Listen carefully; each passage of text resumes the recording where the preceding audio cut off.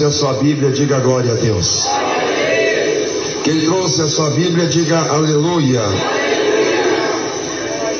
Jonas capítulo 1, versículo 1. Quem dá glória a Deus? Quem encontrou, diga amém.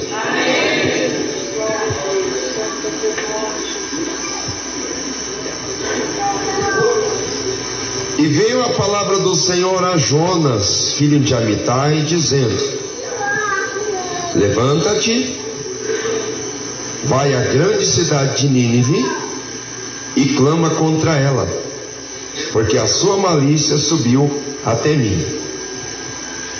E Jonas se levantou para fugir de diante da face do Senhor para Tarsis, e descendo a Jope, achou que um navio ia para Tarsis.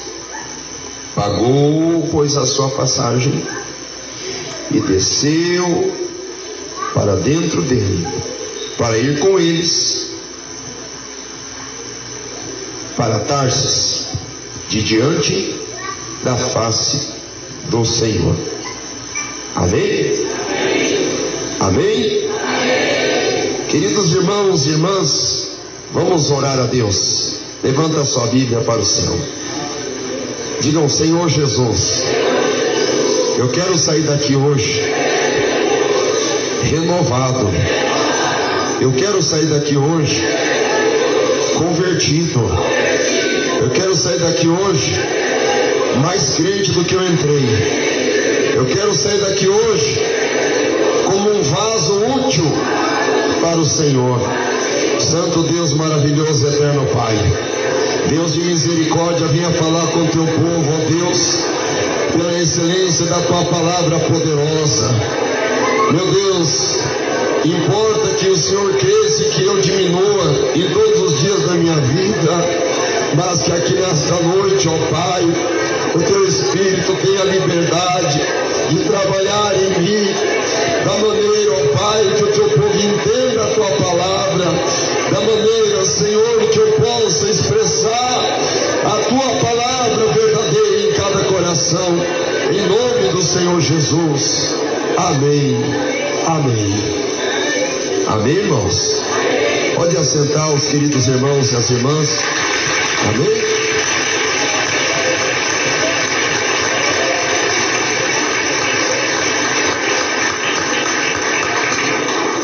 Queridos irmãos e irmãs, quem nunca ouviu falar de Jonas? Quem nunca ouviu falar do grande peixe, interpretado às vezes como cachalote, grande baleia, tubarão-baleia, ou qualquer outra espécie de peixe? Grande peixe. Nós temos ouvido e até temos, principalmente com o avanço da tecnologia, acesso a muitas informações relacionadas a esse evento. Temos certeza plena que não é uma parábola, não é uma apelação para que a política de Judá fosse fortalecida pelos costumes que os judeus tinham de se esconder e de se separar dos outros povos. Isso é um fato, tanto que Jesus mesmo menciona o que aconteceu com Jonas, quando Jonas esteve 3 dias e 3 noites no ventre do grande peixe. Isso é um fato. E, queridos irmãos, nós nos deparamos aqui com uma palavra de Deus a um homem. É certo que nós vivemos no meio de aproximadamente 7 bilhões de habitantes. E no meio desses 7 bilhões de habitantes, muitas pessoas podem ter uma Bíblia. Muitas pessoas podem tentar procurar Deus. Muitas pessoas podem dizer ter Deus. Jonas, em sua época, se posicionava certamente no meio de uma população menor no mundo. A população de Israel, certamente, junto com a população de Judá, não chegaria a 300 mil. Mas a população de Nínive era de aproximadamente 120 mil. E no meio dessas 120 mil pessoas que habitavam em Nínive, ninguém lá dentro tinha o privilégio que Jonas tinha. Jonas sabia o que era a voz de Deus, porque ele conhecia a voz de Deus. Quando Deus falava, ele entendia que era Deus que verdadeiramente estava falando com ele. E isso é muito importante na vida de um homem. É muito bom na vida de um homem ele ter uma comunhão tal com Deus a ponto dele ouvir Deus falar e entender Deus falar. Isso é um privilégio. Só que nós temos que ter consciência do seguinte: quando nós temos um certo nível de privilégio, a quem muito é dado, muito também é cobrado. E Jonas, tendo essa sabedoria, experiência com Deus, ele ouve a voz de Deus, entende que é Deus que está falando. Se fosse um ignorante qualquer, se fosse um neófito, a expressão neófito nos leva a entender alguém que não tem prática, não tem experiência, não tem convívio, não tem discernimento, não tem inteligência espiritual, inteligência profética, inteligência ministerial. Talvez não recairia sobre ele tamanha responsabilidade, porque onde não existe consciência não há culpa. Mas onde existe o conhecimento, onde já existe um prévio aviso, onde já existe todo um convívio, não tem como você disfarçar que você não sabe daquilo que se trata. Jonas sabia quem estava falando com ele. E ele não sabia somente por sua experiência pessoal, ele era filho de profeta. Então ele já cresceu num berço de conhecimento espiritual. E tendo ele todo esse conhecimento, ele ouve uma voz de Deus, e veio a palavra do Senhor ao profeta Jonas, filho de Amitai. Certamente os historiadores bíblicos dizem que foi o próprio Jonas que escreveu este livro aproximadamente 800 anos antes de Cristo. E mesmo ele tendo escrito este livro, mesmo tendo ele a autoria desse livro, ele não deixou passar desapercebido a sua grande falha, o seu grande erro, que nós já vamos meditar a seguir. Mas a palavra do Senhor veio a Jonas, e Deus diz a ele: vai à grande cidade de Nínive e clama contra ela. Vai à grande cidade de Nínive. Hoje o nosso conceito de grande cidade é a partir da megalópole. Megalópole é um termo da geografia ou do IBGE. Megalópole é uma cidade onde tem mais de 1 milhão de habitantes. Mas naquele tempo, quando se tinha mais de 100 mil habitantes, já era uma enorme cidade. E Deus diz para ele: vai à grande cidade de Nínive e clama contra ela, porque o seu pecado subiu até mim. Existem alguns pregadores, e eu ouvi até um pregador esses dias, ele falou bonito, até com ideologia. Eu achei muito interessante ele dizer que Deus não ouve pelo ouvido, mas que Deus ouve pelo nariz, porque a oração sobe a Deus como sendo um incenso. Não vou entrar nesse mérito de interpretação teológica ou interpretação bíblica, mas se nós formos apanhar, por exemplo, o que aconteceu na situação em que Deus diz a Jonas para ir a Nínive, nós vamos chegar a um denominador de que, se pelo menos as pessoas não cometem o pecado abertamente, através do barulho, para se ouvir o pecado, porque a terra, diria alguém que é muito longe do céu, de onde Deus está, apesar de que Deus está em todo lugar, pelo menos nós temos uma concepção que o pecado fede diante de Deus.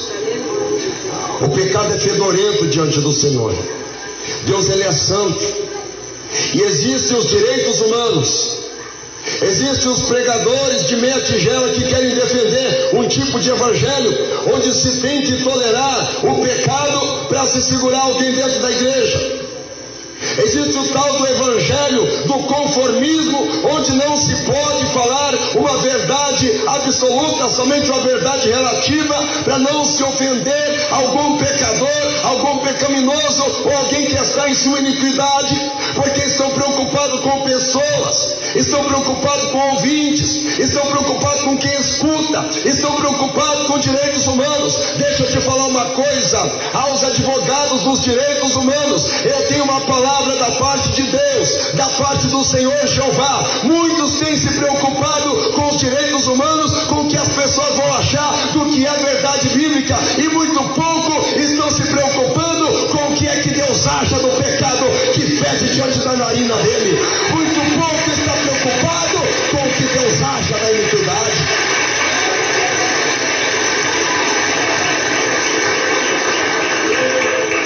O pecado cheira mal diante do Senhor, independente do grau, do nível que a pessoa ocupa a sua posição, seja pastor, seja membro, seja ele quem for, o pecado fede diante do Senhor, e Deus não fica satisfeito, e também Deus não fica passível diante de todos os pecados que chegam até a sua presença.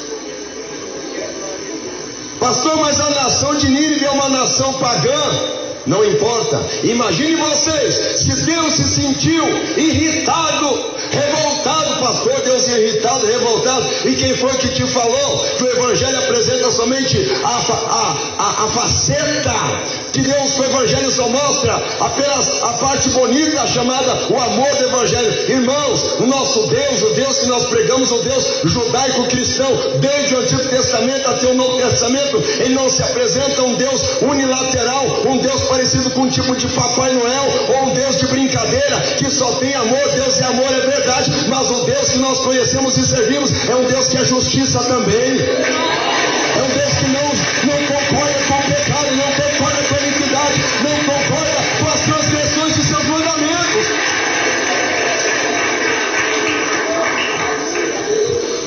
Deus não está satisfeito nem com o pecado de Nínive, uma nação pagã. Imagine se Deus então estará satisfeito com o pecado da nação brasileira, que se diz crente e conhece o Evangelho.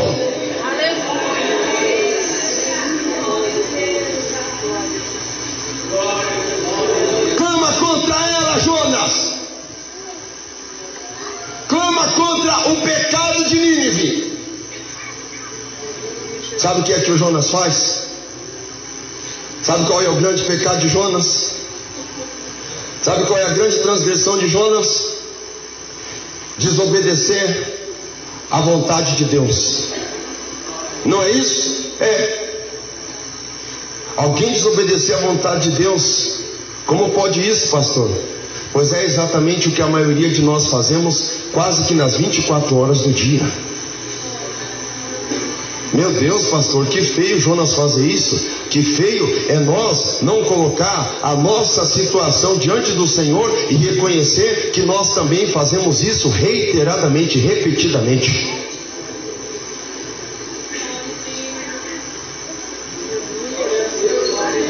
Por que Jonas não questionou abertamente?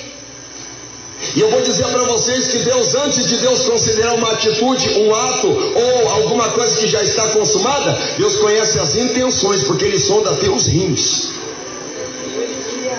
Eu já conhecia muito bem o Jonas, eu já conhecia muito bem os ninivitas.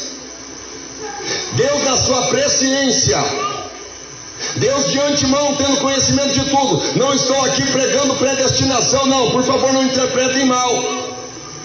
Mas Deus conhece suas limitações, conhece as suas fraquezas, e conhece que às vezes você tenta agir como o espírito do burro empacado. Você conhece a vontade que Deus tem para você, mas você não quer ir, você não quer ir, você não quer ir, porque você tem as suas dúvidas com relação à vontade de Deus. Ah, meu Deus, tá bom, quis a vontade de Deus, mas e depois? O que vai acontecer? E as consequências? E os efeitos colaterais? Deixa eu te falar uma coisa, você não serve um Deus ignorante, porque a vontade de Deus, ela é boa, perfeita e agradável. As bênçãos do Senhor são as que enriquecem, não acrescentam dores. Deus é inteligentíssimo, Deus sabe o que faz. Mas o Jonas se esqueceu desse detalhe. Deus quer que eu vá lá para Nínive. O que eu vou fazer naquela terra? O que pesa sobre a mente do Jonas? O que se passa pela mente dele? Talvez o patriotismo judaico, o apartheid religioso e social dos israelenses, dos judeus, que não se mistura com ninguém. Não, eu vou pregar para esse povo, se eu não prego nem para samaritanos, se eu não prego nem para israelenses do Reino do Norte que se dividiu de nós, por que pregaria eu então para um povo que é incircunciso, que nunca teve histórico de genealogia cruzada conosco? Eu não. Segundo motivo, medo. Existe uma tradição que diz que naquela região da Síria, naquela região da capital de Nínive, se praticava uma espécie de canibalismo e faziam enormes pirâmides. E sabe o que era colocado nas pirâmides para empilhar? Cabeças humanas. E talvez o Jonas tenha imaginado que o pico, o topo da pirâmide naquele momento seria dele. Se esqueceu do Yahvé de Sabaô, Senhor dos Exércitos, que tem todo o poder no céu e na terra. Talvez eu estou falando com algum Jonas aqui que está com medo de morrer, está com medo do câncer, está com medo de enfermidade, está com medo de ser mandado embora, está com medo disso, está com medo daquilo. Em nome de Jesus, se a vontade de Deus para você já está definida, você já sabe qual é. Persiga a vontade do Senhor. Não desanima, não tenha medo, não passe, não te espante, porque o Senhor será contigo onde quer que tu andares. Aonde você colocar a planta dos teus pés, Ele vai com você. Não desobedeça a vontade dEle. Não recalcitre contra os aguilhões.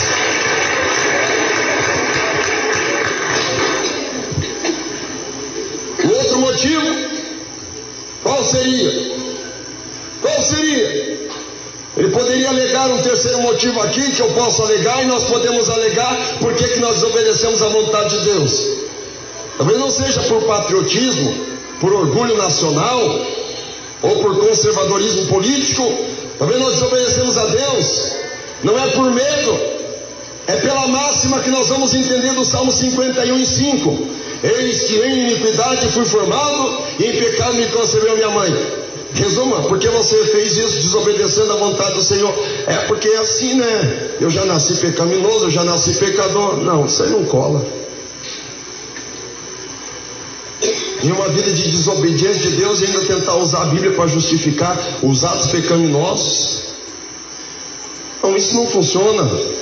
Diante do Senhor, não, isso não vai fazer você se afastar da vontade que Deus tem para você. É por isso que nem que seja amarrado, nem que tem que colocar um freio na boca e um anzol no nariz, você vai aonde Ele quer que você vá, sim, Senhor. Por bem eu não vou, nem que você vai ver estudo e amarrar, mas você vai. Cadê o glória a Deus de Curitiba? Se Ele quer, Ele quer, ponto final. Não tem o que fazer.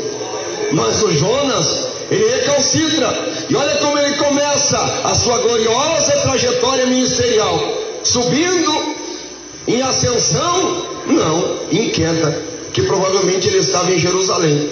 Jerusalém é aproximadamente 750 metros acima do nível do mar. Ao invés dele ir para Nínive, ele começa descendo, e desce para o porto de Jope, que é a cidade famosa, conhecida hoje como Porto de Jafa, lá na terra de Israel. Então não preciso dizer que um porto vai ter a altura do nível do mar, não é? Ele vai descendo, e vai descendo, até que ele chega na altura do nível do mar, lá em Jope. E você vai acompanhando a leitura bíblica, que ele desce para dentro do navio, e descendo ele para dentro do navio, não está bom ainda, ele desce para o porão do navio, o compartimento inferior, ainda abaixo do nível do mar e ainda abaixo de toda a plenitude plana do navio, lá embaixo, lá no porão. Você sabe, irmãos, que é um perigo grande, que muitas vezes nós não paramos para entender. Quando nós saímos da vontade que Deus tem para a nossa vida, nós começamos a descer, é queda livre. E sabe qual que é um dos grandes enganos da queda livre e da lei da gravidade? Para subir se emprega esforço, para subir o avião gasta gasolina, Para subir, as hélices, as turbinas vão forçar o motor. Agora para descer não precisa, porque para descer é mais fácil. A inércia engana. Eu quero dizer, você resistir o pecado é difícil, você resistir às tentações é difícil, você resistir os pratos do diabo é difícil, mas pecar, transgredir, abandonar o que Deus quer, isso é a coisa mais fácil, porque vai na descida, vai na inércia. A lei da gravidade ajuda, 9,8 metros por segundo ao quadrado, forçando você para baixo, só para você baixar, para você decantar, para você cair. Só que quando você caiu, você não consegue levantar mais, porque você não consegue mais vencer as forças da pressão que vão ser exercidas contra você. E agora, pastor, eu vou ficar prostrado. Graças a Deus que Deus segura pela tua mão e te levanta com a grande misericórdia que Ele tem na tua vida. Graças a Deus, quem tem misericórdia de nós. Graças a Deus, santa misericórdia.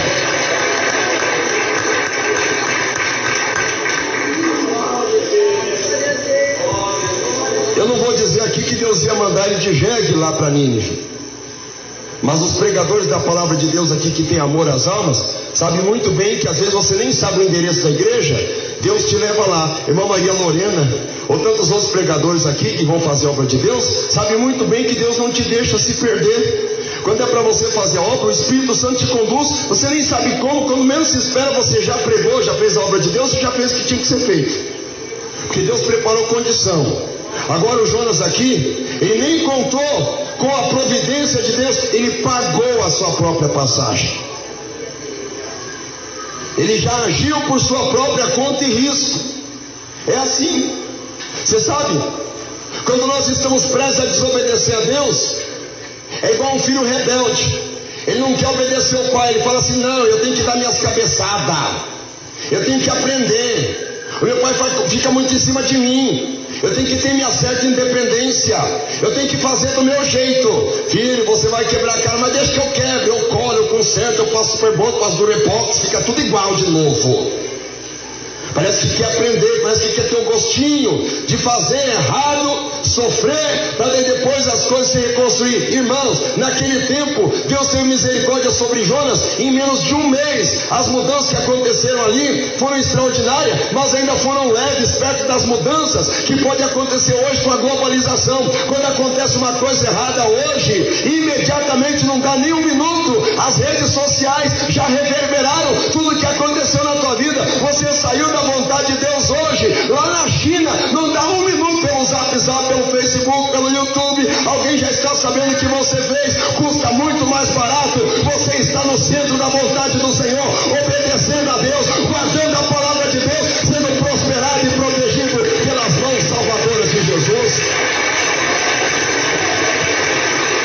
Ou não? É muito mais lucrativo estarmos diante da vontade do Senhor. E o Jonas vai descendo, inconsequentemente ele vai descendo, até que ele dorme. Ele não viu toda a bagunça no navio promovida pelo grande vento que o Senhor mandou? Ele viu. Só que um espírito de inconsequência terrível estava sobre ele. Eu costumo dizer, quando Satanás trabalha para nos enganar, para nos tirar da vontade, do propósito do Senhor, sabe, irmãos, parece que uma cegueira espiritual domina nossas vontades. Parece que uma cegueira espiritual começa a dominar nossas intenções. É como se nós não tivéssemos autonomia. É como se nós não nos dominássemos mais. E quando menos se espera, alguém que tem um conhecimento tão amplo de Deus, como o caso de Jonas, e como muitos de nós, acabamos cometendo erros tão grotescos que chega a escandalizar. Deixa eu te falar por quê. O Jonas, vendo toda aquela bagunça, aquele rebuliço que Deus causou no mar, nem para dobrar joelho e pedir misericórdia para Deus, ele que conhecia a Deus, ele fez isso. Sabe o que ele foi fazer? Foi dormir. Há pessoas que saem da vontade de Deus, cometem seus pecados absurdos, suas transgressões que fedem diante de Deus, ainda mais do que o pecado ninivita. E ao invés dele procurar uma forma de confessar suas transgressões, Porque aquele que encobre a sua iniquidade, o seu pecado nunca prosperará, mas o que confessa e deixa alcança a misericórdia. Ao invés de confessar, ao invés de se retratar, ao invés de procurar melhorar, ao invés de deixar de ser anátema, pois ele quer escandalizar mais. É o caso do Jonas, escandalizou. Os marinheiros ficaram escandalizados. Eles disseram: o quê? O que esse homem está fazendo aqui? A Bíblia não diz. Eu vou até engrossar um pouquinho a expressão. O Jonas estava dormindo de babá. Saiu baba da boca dele, tanto que estava dormindo. Eu não vou até negar que ele não tinha um chip, mas já dá para identificar onde ele estava. Tem mais alguém lá embaixo. Tem mais alguém para clamar pelo seu Deus lá embaixo. Olha como é que você sabe. Olha, escuta o barulho do ronco, ó. Só pelo ronco do Jonas já acharam ele lá, que estava num sono tão profundo. É um sono da indolência, é um sono que todo, irmãos, e é incrível quando as pessoas hoje, pela própria televisão, pelo noticiário, pelos jornais, pela internet, nas páginas principais do UOL, do BOL, do Terra e até do New York Times, em qualquer jornal do mundo inteiro, as páginas do jornal em suas manchetes estão noticiando que Jesus está voltando, e tem crente brincando de ser crente, perdendo a oportunidade de sua salvação. Irmãos, tudo nos mostra que Jesus já vem aí. Abre os olhos espirituais, tudo está mostrando que o fim está chegando.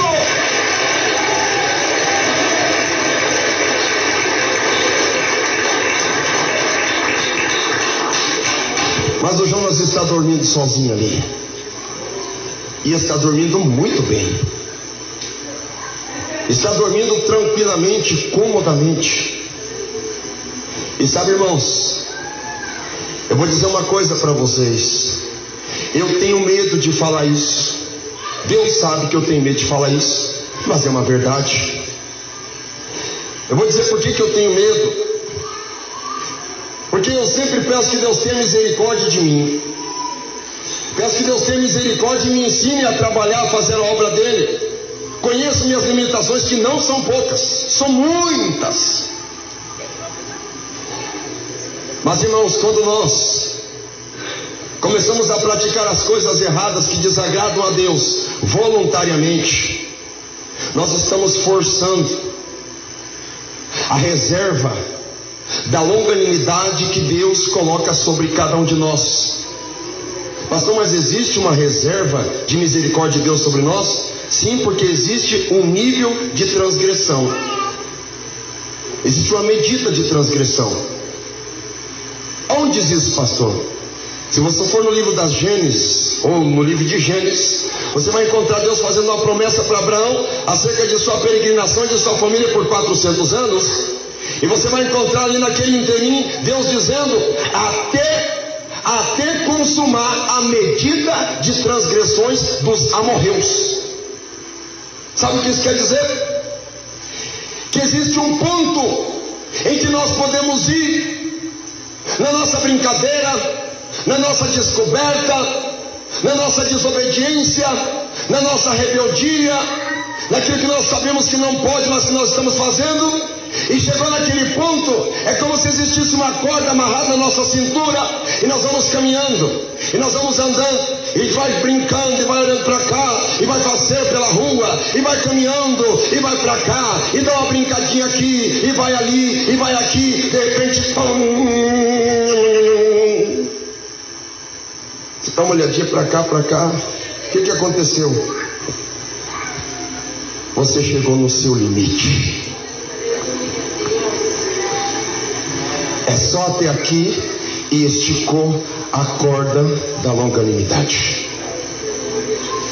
Há momentos, e Deus prefere que seja assim, que essa corda, a corda da longanimidade, a corda da misericórdia, a corda da tolerância, sabe onde é que essa corda estica no máximo? E Deus diz: deu, acabou, é aqui. Muitas vezes Deus permite que isso aconteça no meio do mato, acaba a gasolina, no escuro, o pneu furado, e acabou a bateria do carro, só para te posicionar. Sabe onde Deus decidiu pegar o Jonas? Não foi na terra seca, Deus decidiu pegar ele lá no meio do mar. Porque quando nós estamos na terra seca, nós temos um certo laço de segurança. Apesar de que nós estamos aqui, parece que estamos terra imersa, terra firme, terra seca. Nós temos essa concepção que estamos em terra, está tudo bem. Quer ver quando a gente está no avião e daí vem aquela turbulência e o abençoado do piloto faz questão de avisar, só para deixar a gente calmo, não é? Então a gente está lá e diz, meu Deus, que saudade quando eu estou na terra. Só tem um detalhe, se nós estamos aqui na terra, nós também não estamos seguros. Pastor, claro que estamos. Não estamos não. Eu vou te explicar por quê. A terra como nós conhecemos, eu vou dizer da forma científica como todo mundo acredita que está a organização dos planetas. A terra, ela está perto do sol. Se Deus permite um descontrole na posição da terra em relação ao sol, e a terra se afasta do sol, nós morremos todos congelados. Se Deus permite um descontrole na esfera elíptica imaginária da terra em relação ao sol, e a terra se aproxima do sol, nós morremos torrados. Então não existe posição de segurança nem na terra, nem no mar e nem no ar. Mas onde existe essa segurança então, pastor? Na presença e no centro da vontade de Deus. É somente neste lugar.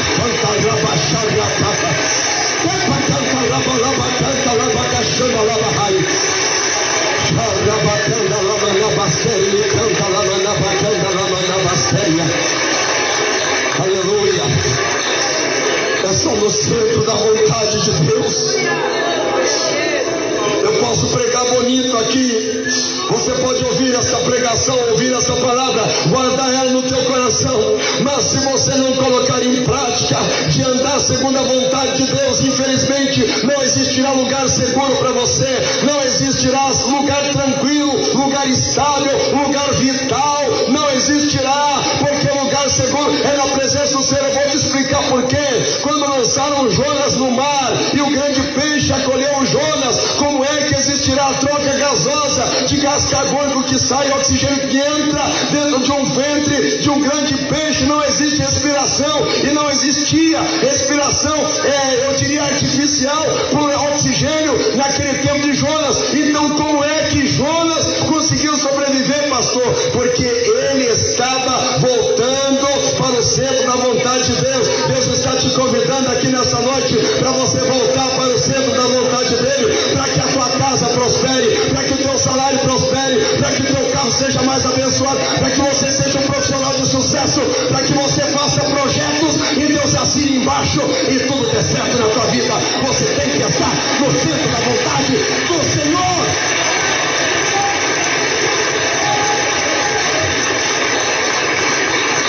Aleluia. Fica de pé, por favor.